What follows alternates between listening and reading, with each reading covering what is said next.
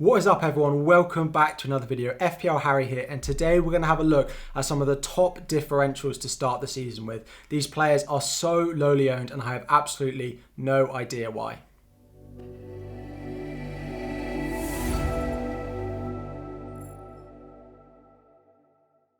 The first player we're going to start is Leon Bailey at Aston Villa. Just 5 million he is coming in at a great price, as well as being very low owned at 1.4%. Not that good a season last year in his first season with Aston Villa, starting just 7 games last year.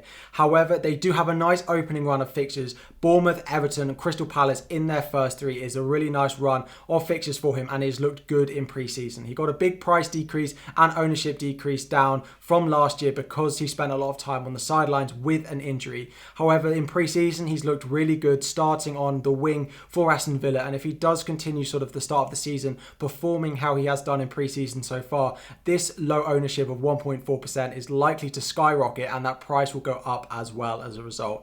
I think he's a really nice differential, and especially one that you can rotate in and out of your squad, but as I said, they do have a really nice run of fixtures to start the season. He's only predicted to score 10 points in the opening 6 game weeks, but this is again because these predicted point sites don't take into account maybe how these players performed in pre-season and how likely they are to actually start the new season compared to how they were at the end of last season.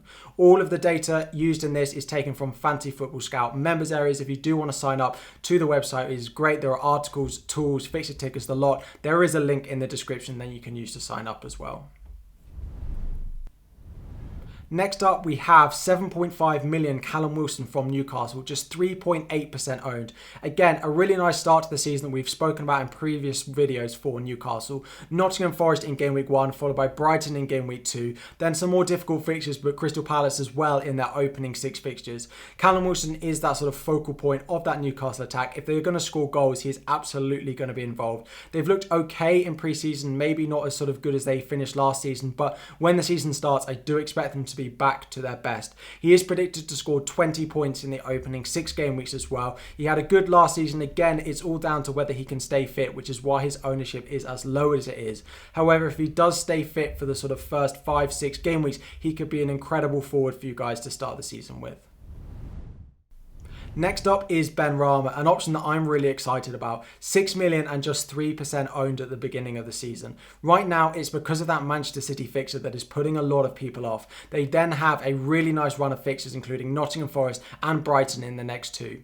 Yes, last season he was hit and miss about the form that he showed. However, he did end with 14 attacking returns, 8 goals and 6 assists. He's predicted to score 20 points in the first 6 game weeks of the season. Again, there's a little bit of doubt about his minutes because he was rotated in and out of that West Ham team last season. However, if he can show the form that he showed at the very beginning of last season and ended the season with as well, 6 million could be an absolute bargain for him. Now, a lot of you are looking at Jared Bowen and thinking 8.5 is too much to pay for him. Benrahma could be an absolute cut price and differential option to go with instead of Bowen, and you save 2.5 million as well. Before we dive into our third option in Phil Foden, just an apology if I look hot, it's because it's very hot in the UK and recording these videos in this heat is quite a push. But of course, we've got to get these videos out for you all. So next up we have Phil Foden coming in at 8 million. So he's competing with that 8 million midfield price bracket where we have Kulusevski, we have Saka, we have Diaz, we have Mason Mount, and we have Phil Foden as well alongside his teammate Riyad Mahrez. He is under 10% owned as well at the moment at 7.4%. He is a bit hit and miss in terms of the amount of minutes he gets, but when he does start, he does perform well. He got over 5 points per start last season with 9 goals and 6 assists, and Manchester City have an incredible run of fixtures to start the season.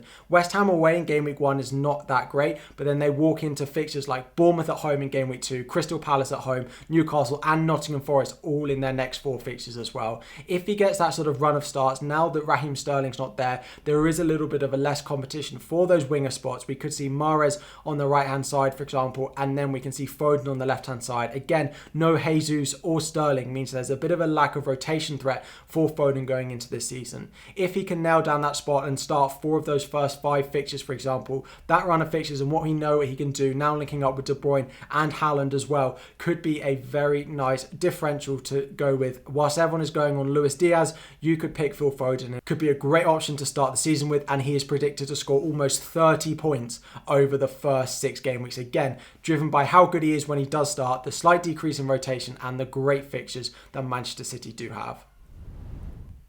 Next up, we have a goalkeeper who proved quite popular at points in last season. Jose Sarr at 5 million, just 4.7% owned. Again, a really nice opening run of fixtures for Wolves with only one red fixture in their first 6 being Tottenham away in game week 3. Again, the reason he's not that highly owned at the moment is because he's coming in at a similar price that Ramsdale and Mendy are, and then you only have to pay 0.5 more potentially to get Addison or Ederson.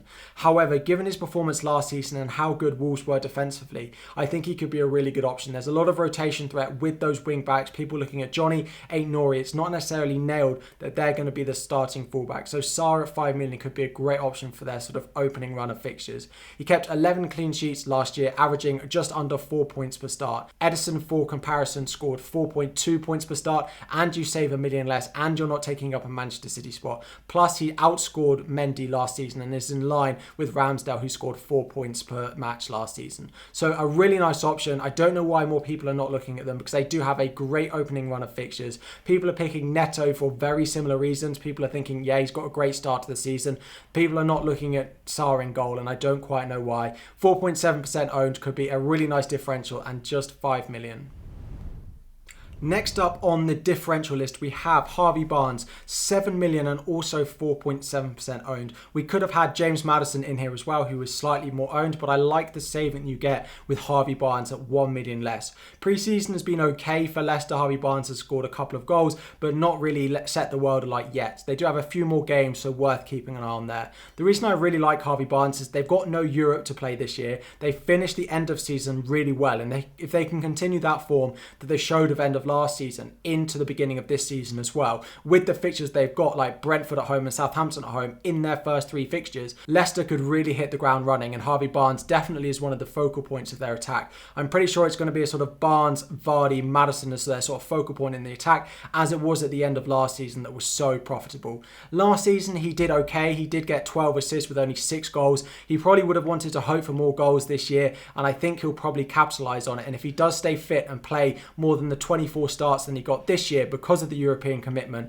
I do think that he's on course to sort of improve the amount of returns that he did get. Again, he is a big differential, only sort of under 5% owned, but if he continues to perform the way he finished last season, is showing the glimpses of in pre-season already, I do think he could be a really nice option to start the season with. Again, 18 returns in 24 matches is still pretty good. He wasn't up there with the overall point scorers of the season because he didn't play as many matches, but again, without Europe, the fixtures they start the season with, I think Barnes could be a really hot option. Next up on the differential list is Kai Havertz of Chelsea, now moved to a forward, 8 million and 5% owned. Again, such low ownership for a player that is potentially leading the line and playing up front for Chelsea this year. Lukaku going out, Broja looking like he's injured for the start of the season or might be getting a move out as well. Sterling coming in might rotate a little bit through that centre position, but Havertz is going to be that main focal number 9 going into the season for Chelsea. They have a great start to the season, particularly from an attacking point of view. A lot of us loading up on Chelsea defenders, but I actually think it's more profitable to maybe look at some of their attackers given their opening fixtures.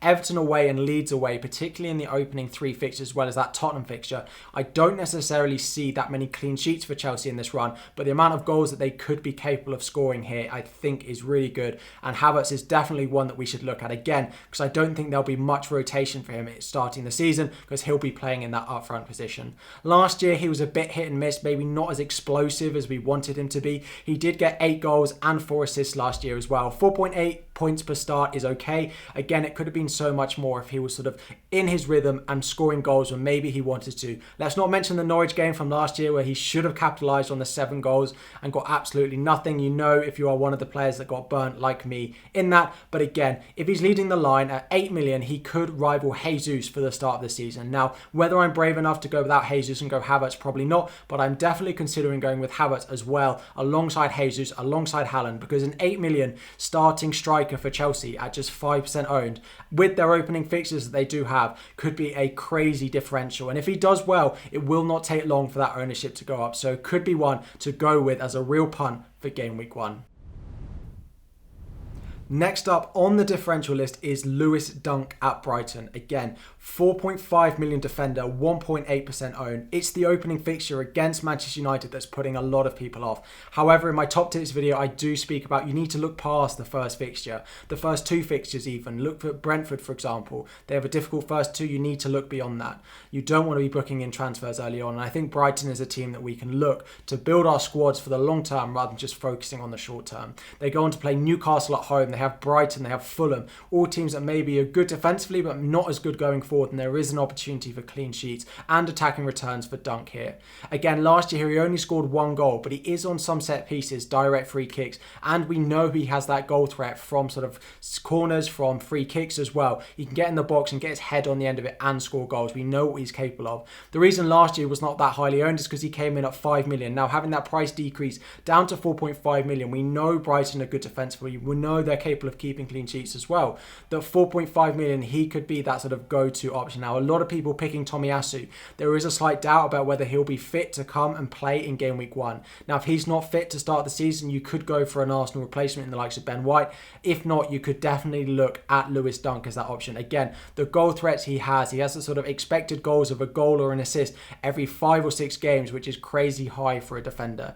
Again, last year, because of the sort of late clean sheet wipeouts, because of only scoring one goal, he did only get 3 points per start. But if Brighton continue to perform at the sort of underlying numbers that they do produce, not just what they saw last year, again, I think they're very much capable of improving on what they did last year, and Dunk is definitely capable of seeing improved numbers, both in terms of goals and so in turn more points per start, and at just 1.8% owned could be a great differential to start the season with.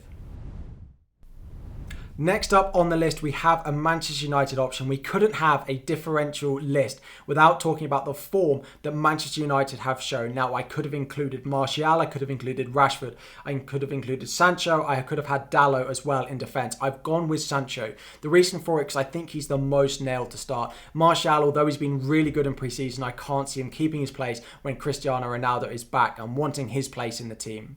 Then also Rashford, I think with the amount of wingers they've got, Elanga will want minutes as well. I think Rashford is the most likely at the moment to drop out when these other players want a few minutes, and Sancho is the most likely to get consistent starts. Again, last year he started 20 games, a little bit of injury and then a little bit being out of favour as well. Looking at pre-season, it does look like that Borussia Dortmund Sancho has the potential to come back. Again, the opening fixtures are okay. They have Brighton and Brentford in that opening two teams which are a bit hit and miss in terms of their defensive form. Yes, I spoke about having Dunk as a good option, but not necessarily for that Manchester United fixture. Again, Sancho is definitely a player that over the opening 4, including that Southampton game in game week 4 as well, could really hit the ground running. 7.5 million is maybe slightly more than you want to pay for a differential, given the likes of Foden, Mount, Diaz, Kulusevski all in at 8. But this could really pay off if you do go with him. Again, under 10% owned, just 8.3. But as I mentioned, you could also go for the likes of Rashford and Dalot, 2 other players that I'm considering and we'll talk about in videos between now and the start of the season. Manchester United are showing really good form and their assets are very low owned at the moment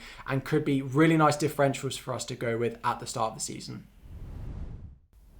The final differential of the video is 7.0 million. Andrew Robertson from Liverpool, 10% owned at the moment.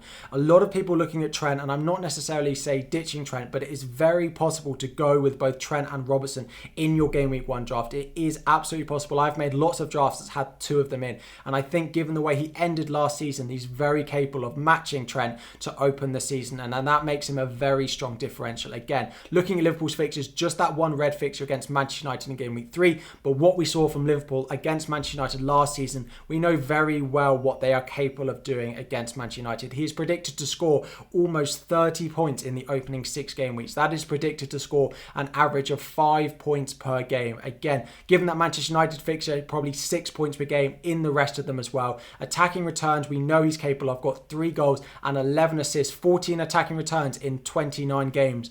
That is almost an attacking return every 2 games for Robertson. And again, I think he's capable of doing it going into this season as well. He averaged 6.4 points per start last season. Again, if he starts the first 6, he could be a crazy differential to own alongside Trent. So 10 differentials I think you should consider owning for game week 1. If you haven't already, join the league code up above me. You have the chance to win a few prizes during the season as well. It is a subscriber only league, so make sure you've liked this video, subscribe to the channel as well. We're aiming for 25,000 subscribers. We are so close to 20,000 as well, so make sure you're you're subscribed to the channel.